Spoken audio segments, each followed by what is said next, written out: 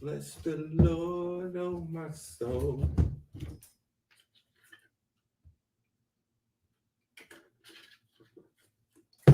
My mic way over there. Oh, my soul worship. All right. So in this video, I'm answering a question someone asked me a long time ago. I don't know how long ago, but someone asked, how do you use the Gesenius Hebrew and English lexicon? So basically what that is a Hebrew and English dictionary. But the one I have, it doesn't have strong numbers. So he was like, how do you use it? So let's check it out.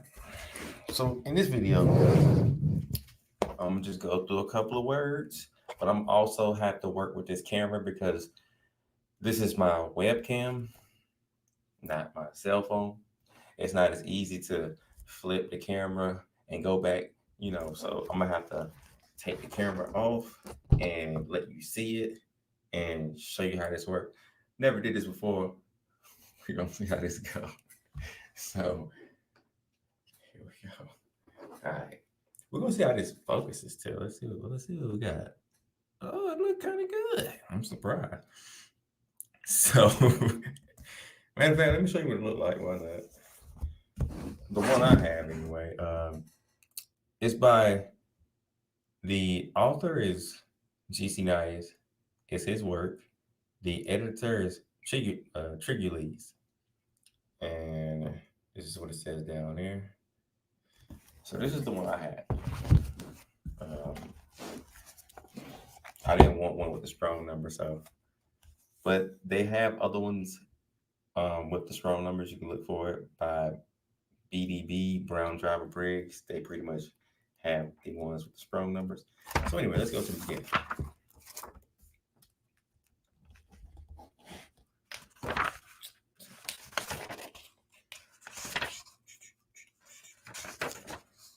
So in the beginning, well, they give you the different languages, some information that might be useful for you. They even give you vowels down there. I just saw. Then we start with the lexicon. So we see the first letter of the Hebrew, well, modern Hebrew alphabet, and then it goes on all the way down. So I figured out something that I didn't share in my review of this book. When I reviewed this book, I didn't know how this worked. So this is something additional that you probably never heard. So I found out how it works. So let's go to the back real quick. So since everything, well, not everything, but there is no strong numbers, this is how this one works. Unless you're just good at Hebrew, you just flip through this book and you just learn and read definitions. The definitions are in English. They do have Hebrew phrases in between, but here we go. So in the back, we got A through Z, and they give you like English words, and they'll tell you what page to look up where this word is. So basically, this is what I would do if I wanted to look up, let's say, they call it an English index. So let's say you wanted to find Aaron, or as the comedians say, Aaron. I don't know if y'all can see that clear. Trying to get it to focus. There it is. So let's say you want to find Aaron or Aaron. Just mess. But right here it says Aaron 17b. If you can see it. Now I didn't notice before, but this is how you would find it because it didn't tell you like how it's spelled in Hebrew or anything like that. So what you do, you would go and we got pages, we got numbers down here, page numbers. So we would just go to 17, and y'all probably already know what that B means. But old ignorant Mike, it took me a while to figure that out. So this is page 17, and you got a line dividing the left and the right. So it took me a while to figure out which was A and which was B. I didn't even think about this, but the left is A, the right is B. So we will look on this side and we will look for Aaron. I'm just messing. So right here is Aaron. You can see right there. And if you know modern Hebrew well, you can sound these letters out or just tell this is Aaron. But anyway, it says Aaron, the older brother of Moses, and it gives you scriptures, and then it says consecrated high priest by his brother, Exodus 29. Then it says Leviticus 8, and we get a phrase with Aaron's name. And some of you might recognize this first part. That can be, well, if you take the Y off, that's just son in Hebrew. A lot of people are familiar with that. But what the Y is Bane. Some people might pronounce it with an I at the end, Bane, but however you want to say it. I would say Bane. But then you got Bane, and then I'm not going to try to pronounce Aaron right now, but it can mean sons of Aaron. And this is why I like this book, because they give you Hebrew phrases. So anyway, then it says we got more. Well, I like reading all that, but we got more cross references and all that. Got bookmarks in here. 3 of them. Oh man. Oh, let me get all the way to the back. So that is a real quick guide to it. Now that's not everything for it, but that is how I use it a lot of the times. But if you know the Hebrew alphabet, you don't need this all the time. You can just go look through the dictionary. Like I used to do that and just read through and learn stuff. Or I would come here, like you can see I highlighted this word. A lot of people studied concubines, or they wanted to know, what does a concubine mean? I'm trying to get that clear, but it won't. There it is. Um, we got a few different pages with the word concubine in Hebrew, So it could be 3 different words, look like. And I highlighted it, and I would just go and check them out and see what does this definition of concubine mean, or which one do I like best, or whatever, depending on what I was looking for. Sometimes I would look for other words, like here I highlighted. Is it over? I'm trying to get it in the view. Sorry, I think my hand was in the way. Highlighted crafty, craftiness. Yeah, I would just look through here every now and then while I was at work, and just here and there. I used to read it on the bus to work, and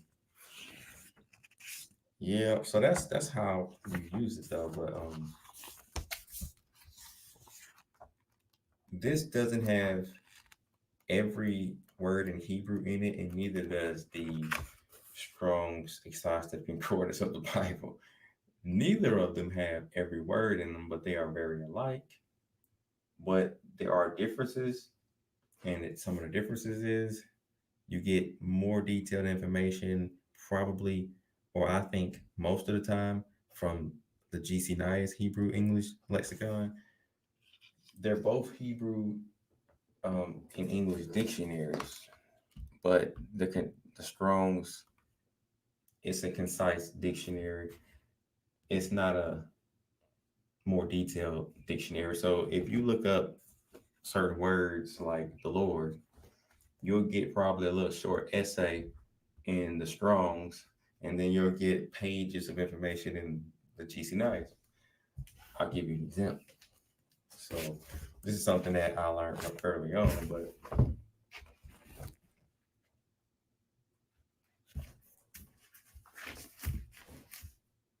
um, and you can also look at the GC9's Hebrew Chaldee Lexicon for free on blueletterbible.org or com, whichever one it is. Whenever you look up a word, look for, if you're using a computer, it'll automatically be there. But if you're on a phone, it'll only show you like a portion of it, unless the short definition can fit all in the little screen. Sometimes you gotta hit show more or whatever, and it'll show you the rest of GC9's dictionary for free.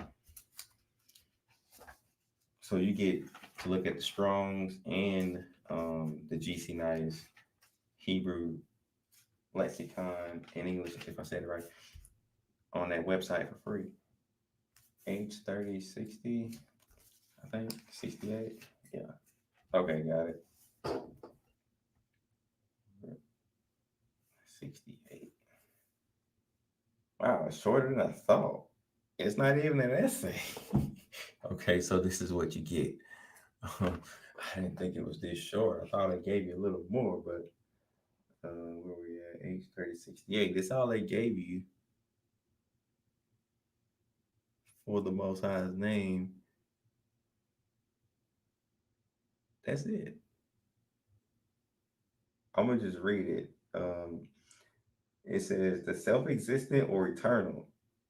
Then it says Jehovah, Jewish national name of God, the Lord. Compare age 30, 50, and age 30, 69. That's it. That's all they gave you. And one of my strongs, they saw the concordances. I thought they was going to give you more, but that's all they gave, bro. I thought it was more. So let's look at the GC9s. We're going to go to the same word. Now, since there are no strong numbers, you can go back to the English index and look for Lord or the Lord and find which one it is. Or if you already know how it's spelled in the Hebrew letters, you could just go find it. That's what I'm going to do. So, and it works just like a regular dictionary. If you got any dictionary and it's in alphabetical order, it's the same thing. In Hebrew, it's just in the Hebrew alphabet order from beginning of the alphabet to the end. So if you know the alphabet beginning to the end, you just look through it like that too. So I'm gonna just go to the Y and look for Yahweh. I think I passed it. No, I didn't. Okay, found it. Okay, and check this out. This is the comparison. So we saw the little brief definition that they gave us. Now look at what they gave. Now this is the word right here. It starts right here. Shalom 2020. So this is Yahweh. Wait, no, that's Jehovah. I'm sorry. That was Judah. My bad. This is it. I'm sorry. This is right here. Now you see all this information already, all of that going down, and then we got all of that going down. All of that's still the same word. Let's see. Um, then we got all of that, and then it changes right there. So we got like about a whole page. If it didn't cut off, about a whole page worth, and maybe a little more. But this even got information about the Tetragrammaton. Matter of fact, check this out. Here's that old crazy information. I'm sorry, my camera. I gotta get used to this webcam. But it even says this. It says regarded. Let me see. I'm gonna just read from the top. Read from the top. It says Jehovah. I think that means primitive, the short PR. But if not, it says name of the supreme God. And then it says, it gives you a Hebrew word, which is Ha Elohim or Ha Elohim, depending on how you pronounce it. And then it says, amongst the Hebrews, the later Hebrews, for some centuries before the time of Christ, either misled by a false interpretation of certain laws, Exodus 27, Leviticus 24:11, or else following some old superstition. I hope y'all can see it good. I can pull this up on the screen. Matter of fact, we'll do better than this because I think the camera's a little out of focus. So I'll do it this way. I'll pull it up on the screen so you can see it better. I hope because I'm struggling with that webcam. um, I might have to get a better setup. All right, hold on. I'm gonna pull it up on the screen and it'll be easy to see. Hold on. So I'm gonna go to blurbible.org and I'm gonna just pull it up that way. And I can make the words bigger. It'll be easier. Let me share the screen. Hold on, I'm gonna read your comment. Give me a few seconds. Give me a few moments. Share screen, Chrome tab. All right. So we'll just go to H3068, same word, and we'll look up. We'll go to the GC9's Hebrew English Lexicon down here at the bottom. It'll be at the very bottom of the. There it is, right there. This is where it is. It's under the Strong's definition. Oh, look, they even gave you the BDB. This is the one with the strong number. So you got both of them now. That's new. They just added this. So let me explain what this is. This is still GC Nias's work. They just edited it. You got different editors. So the one that we was looking at in the book that I just showed was it was GC Nias. He's the author of both of these Hebrew English lexicons. But the editors are different. The editors, at least from my understanding, from the Brown Jobber Briggs, are about three different people, and they're editing his work, his original work, and the one at the bottom is the one that I was just showing you, GC Nias Hebrew Chaldee Lexicon. But I'm glad that we have all of it here. So anyway, we got another um, Hebrew English lexicon with different editors, so that's good to see. But this is the one we was gonna focus on. So it says, where was I at, by the way? Time of Christ. I read that. I was at or else right here.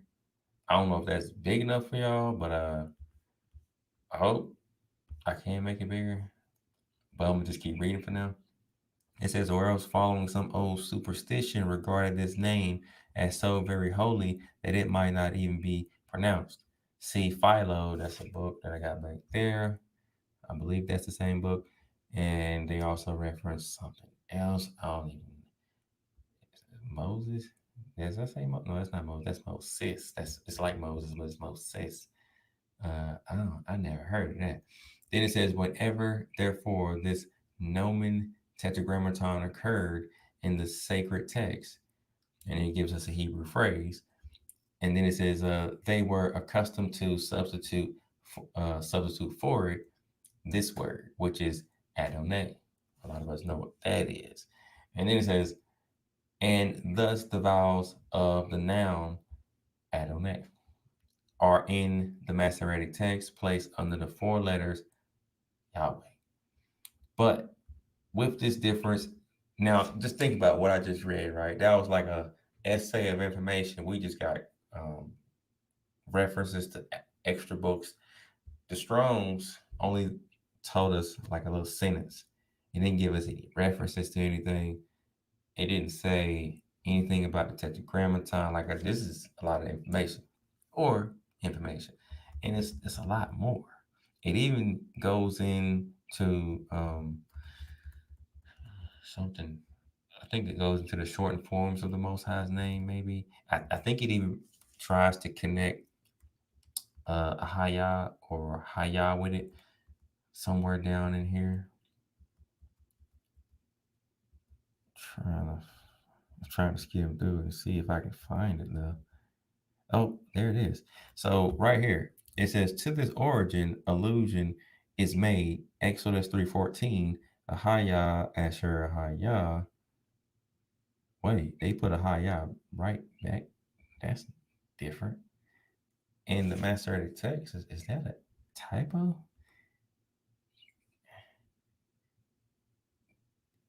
It's normally Ahaya Asher Ahaya, but they have it here Ahaya, Ahaya, Asher, or we read it backwards, Asher, Ahaya, Ahaya. That's not the way it goes. But anyway, I know what it's supposed to be. That's new. Never caught that. Anyway, it says, I, I, I shall be, they added in these words, I ever shall be the same that I am today. Like they added in those little extra words. But anyway, and then it goes on to say, I don't know if this is a reference to something. I don't know, but it got that in there. It got Greek. It says compare that. I don't even know what that is. But then it says the name Yahweh being derived from the verb Hayah to be was considered to signify God as eternal and immutable, who will never be other than the same. Allusion is made to the same etymology, Hosea 12:6. and it gives a Hebrew phrase, Yahweh. Let's see if I can pronounce this. Um, if that's a B, Zaban, if I said that right. And it says Jehovah, i.e., the eternal, the immutable is his name. And now, when you see these brackets, this is the editor editing their notes. Check this out. It says, "We have thus the authority of God in His Word that this name is derived from the idea of being, existence, and not from any relics of Egyptian idolatry." Sometimes the author and the editor disagree. Sometimes they do agree. Just let you know. So sometimes you might read what the author said, Gesenius, and then the editor later on comes on and says, I don't know what he's talking about. Now, I mean, they might not say it like that, but it'll be a question mark sometimes. Like if you just read it enough like me. But anyway, sometimes it's good that the editor adds stuff to it because it just match what he's saying or add extra detail to what he's saying, and it just helps out. But anyway, so that's that, and it's even more that I read. It's a lot more. You can see. Now I'm gonna just show you on the screen the comparison of the Strong's definitions for the Lord, the Most High's main name, one of His main names, and then you look at all of what they give you from the GC9's Hebrew dictionary, and it's so much more. Look at all that. And it's like that a number of times. Now that I got this on the screen, I'll just compare a few more. But I'm gonna read what you said, 2020. So 2020 said, I have been waiting to know how to use Lexicon slash Strong's Concordance. Any other useful translation tools, let me know. Now, do you want to know how to use just the Strong's exhaustive concordance of the Bible or the GC9's Hebrew and English lexicon? Because this video isn't about how to use the Strong's exhaustive concordance. This is about the GC9's Hebrew English lexicon. But I might have did a video on how to use the Strong's. But let me know. Let me know. Um, so I'll give you some more examples on how this book can be beneficial to have along with, or maybe just to have and not use the Strong's. But I was gonna say along with it. You know, I got both. They both are useful. So here's another definition. You can get a lot more information. H1168. Now, a lot of people are familiar with this word, Baal.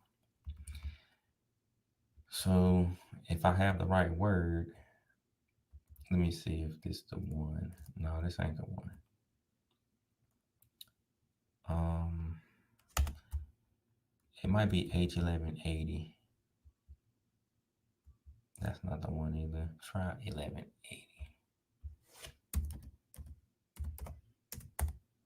It might be Bali. It's one of them.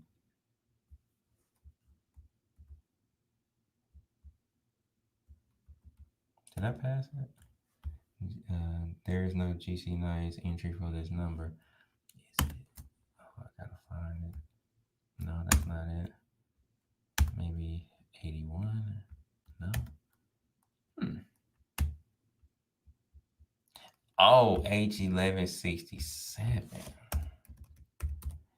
I think that's it. This is the main one, I think. Yes. Okay. So it was Baal. So we get the Strongs first, which gives us about an essay, or maybe that's considered a paragraph. I'll go to paragraph. Either or of information. And we get under it the BDB. And under it, we get the GC9s. Now look at all this. We got, I'm gonna just scroll down so you can see. You see all this? So much more. That's all that we get. But the GC9s and the BDB only gave that a little bit. Now I think in the BDB it would be more, but I don't have the book. Um, because I didn't want a dictionary with strong numbers. I wanted just a Hebrew English dictionary without it at the time. I wanted, and I guess in my opinion, to go old school or whatever I was thinking. So I didn't get this one. But I think it is more in the book. I don't have it, can't say, but let's look at the GC Nice, right? I want to read a little bit of I might as well read the whole thing of this definition of Baal. So we got it saying that it can mean a master, hence a husband, or figuratively owner, often used with another noun in modifications of this later sense. Archer, babbler, bird, captain, chief man, confederate, have to do with, dreamer, those whom it is due, furious, that, those that are given to it, great, hairy, he that have it, have, horseman, husband, lord, that's one of the words people focus on a lot, man, married, master, person, sworn, they of. So that's in short a lot of the meanings. Um, Now, the reason that this can be important is because a lot of people will bring up that Baal can be another God or Satan or Jehovah or the Lord or whatever. They'll try to connect the two and say, and it's all based on their understanding and what the Strongs have shown them. Some Strongs will say that, I forget if it's Bali or something, they would connect all this and say, um, it's a symbolical name of Jehovah. And they think just because it says that um, Jehovah is I don't know if they call him a devil or the devil, Satan, but they connect them and say they the same. And this can be dangerous when people don't know all of what Baal can mean. So people need to really, really do some studying here. So I wanted to know in depth what all Baal can mean. And it was some surprising information. So this is some of the stuff it can mean. And it gives you a lot of cross references and Hebrew phrases and stuff. But the first one right here, it says Lord, Master, Possessor, Owner. Now, if you just think about that, it can mean that somebody is the owner of something. Like I own this microphone I'm talking on, the webcam you see me on, the computer doing this on. So I'm the ball of these things. It doesn't mean that I'm a devil or the actual devil or the main Hashatan. It doesn't mean that. It doesn't mean I'm a demon or anything like that. It doesn't mean I'm linked with Jehovah, the Most High. It doesn't mean that we're the same or anything. It just means I'm the owner of, like, okay, let's look at it another way. If the Most High is the owner of the world, he can be the ball of the world. But he's not the devil or the Hashatan or anything. He's just the owner of that. That's what this word can mean. Anybody that's an owner of anything, you can say that they're the ball of whatever they own. That's pretty much what it means. And you can look at the other definitions, possessor, just stuff like that. But let's keep going. It says after that, frequent in Phoenician dialect, see that reference. And then it says Aramaic, ball. And then it goes into some other languages, Ethiopic, I think, and Arabic. And it says in the idiom, I think I said, idiom of Arabic, Arabia, my bad, Felix, Lord, Master, elsewhere, husband. And then it says Ethiopic or yeah, I'm gonna say Ethiopic. Then it says compare also that, and then it says Lord according to Lee Bala, and then it says used of the master and owner of a house. So think about that. If you're the owner of a house, then you're the ball of the house. And it gives you examples, Exodus 22:7, Judges 19:22. And then it says example of a field. If you own a field, you're the ball of the field. Then it goes and says Job 31:39, an ox, owner of an ox. Um, Exodus 21:8, Isaiah 1:3, of money. If you own money, you're the owner of the money or possessor of the money, ball of money. But anyway, let's go to another one. Two. It says a husband. A lot of us are married.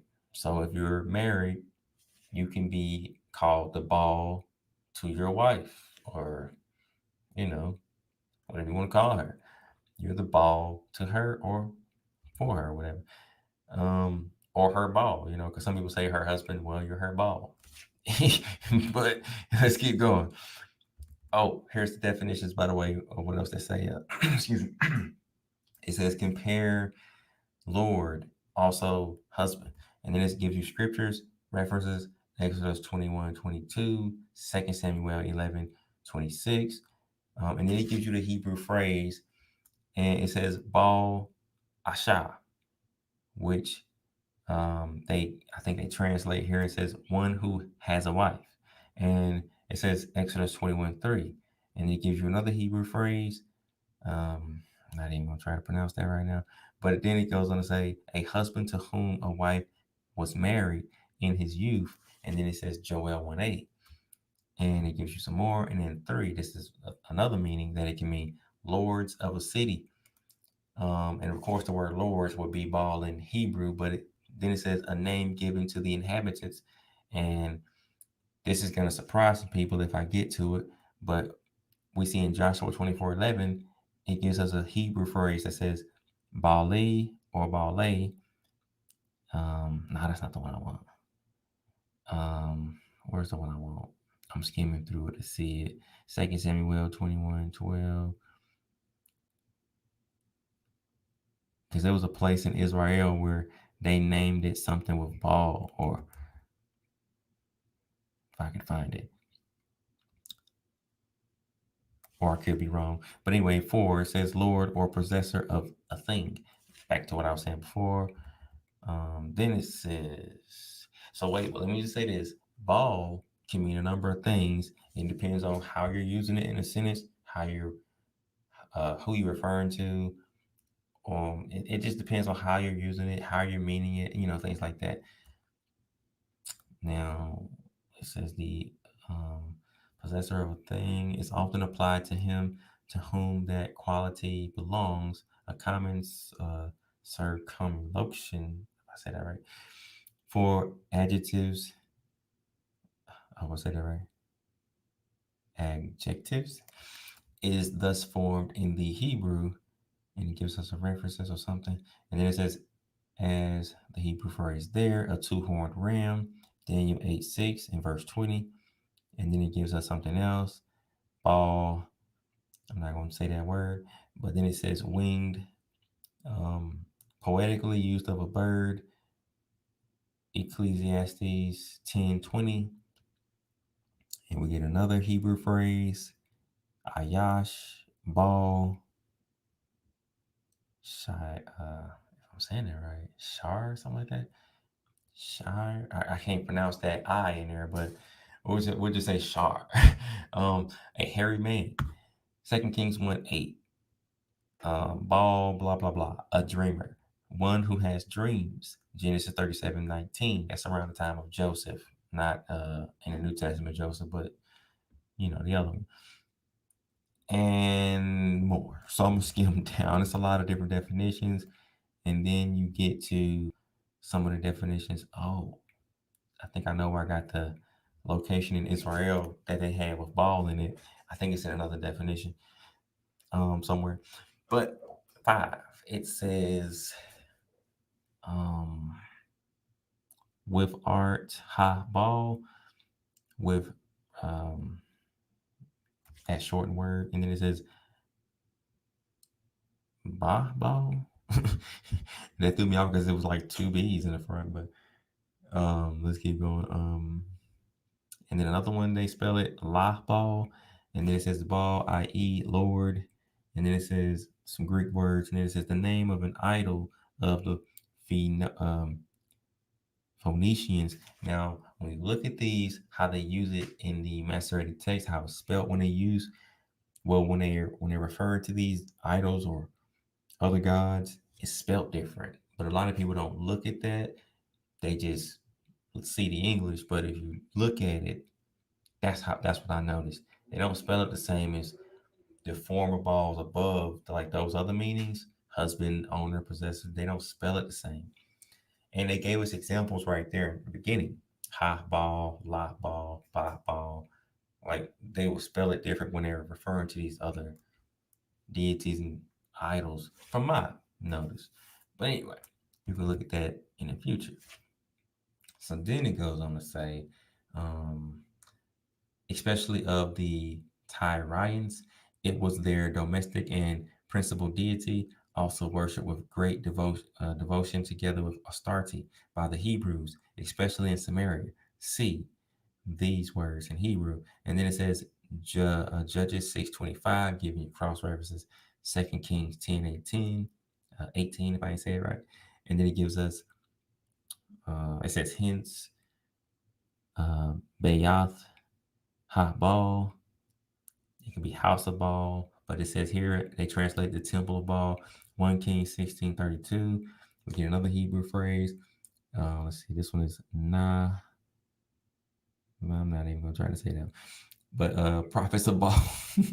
But you notice how they use that word in the phrase Ha Baal. It's not just Baal. But anyway, then it says 1 Kings 18:22 and 25. And then we get more information. But if you just keep reading and reading and reading, you'll see differences and you'll learn more. And we got the final definition, which is just a little bit. But that's just a little, well, that's some of it. You know, we even see Jupiter in there, but yeah, it's real.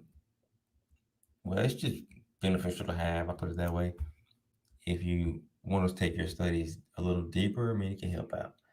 And for the word virgin, you get some additional information too. Um, so let's look at that. Let's look at that. Gotta think it's it. I think it's Bethula, which is I can't think of the number by heart, but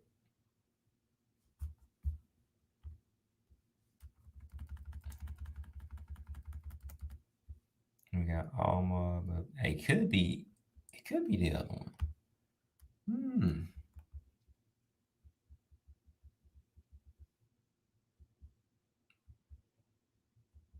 Wait, did I even see the GC? Oh, okay, there it is. Okay, now check this out. So you get from the Strongs a little sentence from the word virgin. One of the words in Hebrew it says Bethula or Bethula. Then it says a feminine passive particle. Is this a definition? Yeah, yeah. Excuse me. Feminine passive particle. Oh, I ain't saying it right.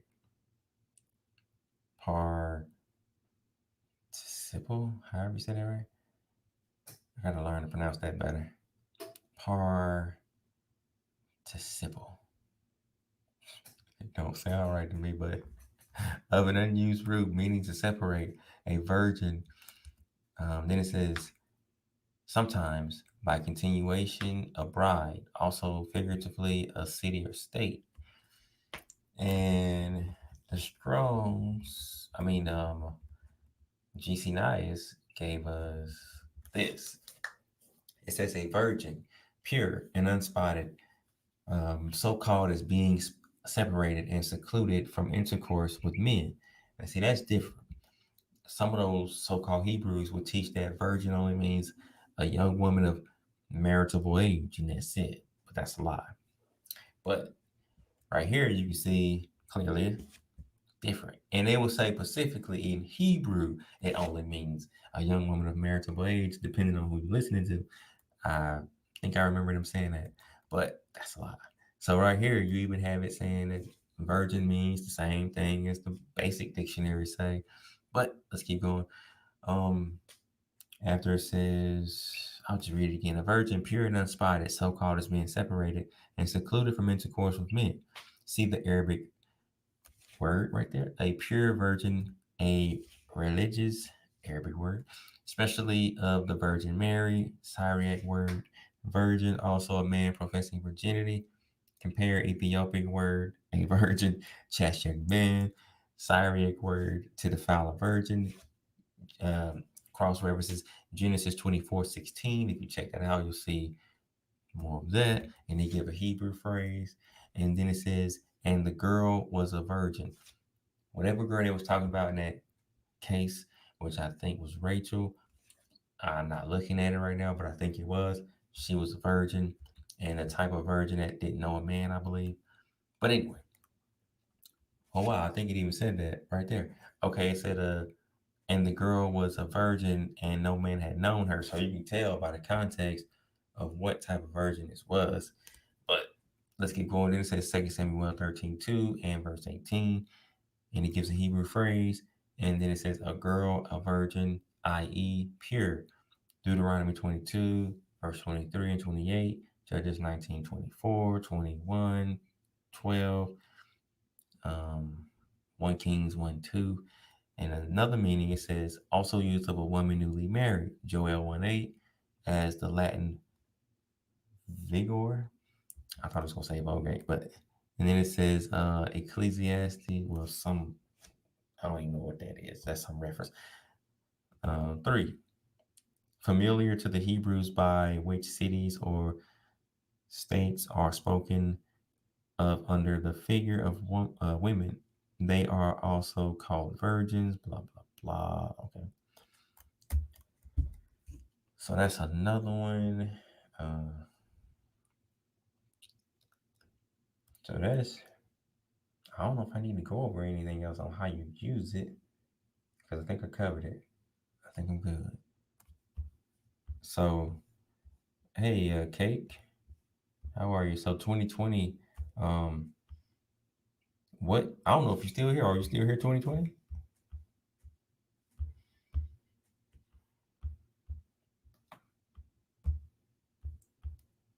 How you been, Cake?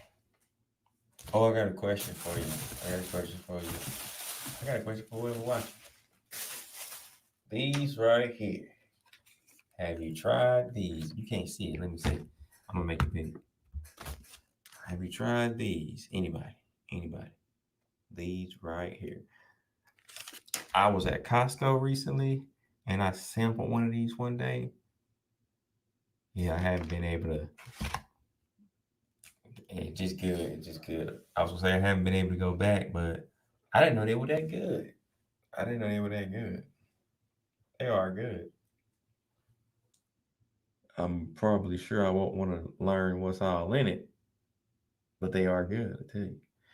Anyway,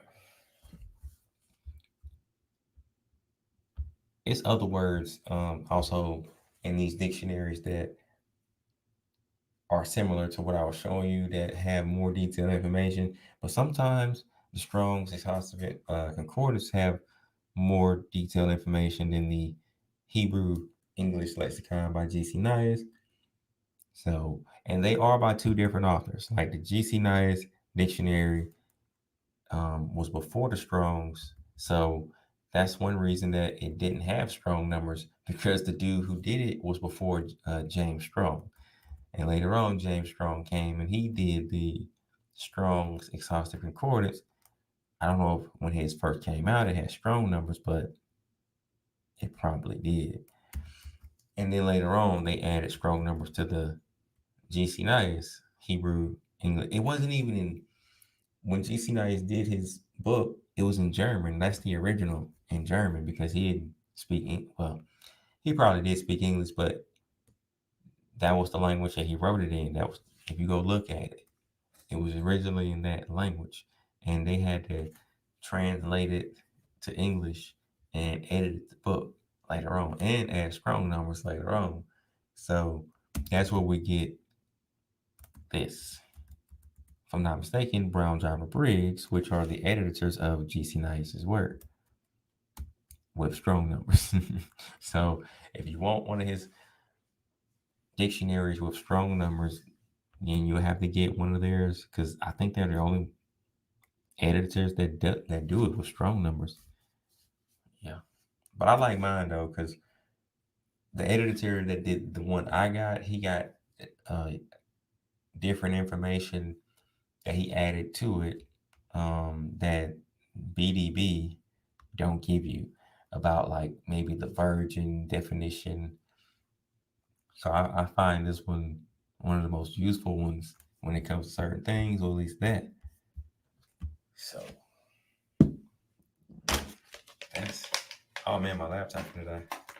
Gotta charge this. These things are so good. Oh, my mom would try some of these. Oh, yeah.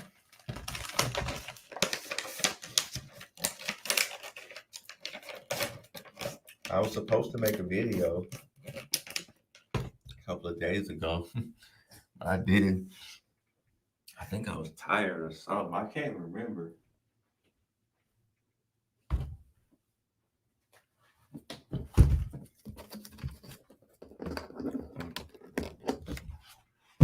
I'm trying to get to a point where I can do more videos. Well, no, I don't want to say more, but better. I've been saying that for a while.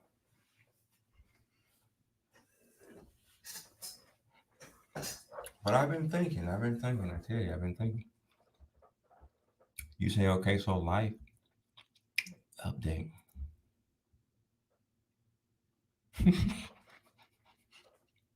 Okay, I got an idea. How about this? How about I finish this video? If I finish this video and then I go live again and we just talk, would you be able to join? I can wait for you because I don't want to make this video too long, and then we just like talk and answer questions. You want to do it like that? I think that'd be good. And I'll just hang out with you. Okay. I'm gonna end this video, and then I'm gonna just make another one, and then okay. I just you just made me spit out one of these cakes. Oh yeah, okay. All right, I'll end the video, and then I'll make another one. Okay, I'll be right back.